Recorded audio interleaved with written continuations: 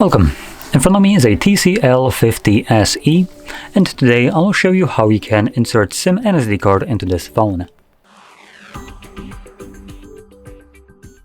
So to get started, you will need to grab a SIM ejector like this one, which will come provided with the device, but if you can't find it, you could also use a paperclip, strain on one of the ends and it should work just as well.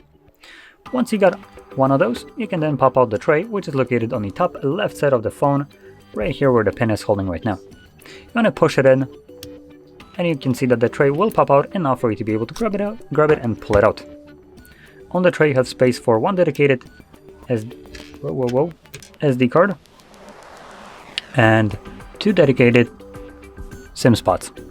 Once you place your cards on the tray, carefully insert it back into the device, carefully because there's nothing holding them in place, so they could come loose. And once you insert them, they should start working right away. As you can see, my SIM card is being detected and it's telling me to verify the SIM card pin, which I'll do right now, which unlocks it. And in notifications, I should have some kind of pop-up about, there we go, SD card. So both of the cards are working. Now with that being said, if you found this very helpful, don't forget to hit like, subscribe, and thanks for watching.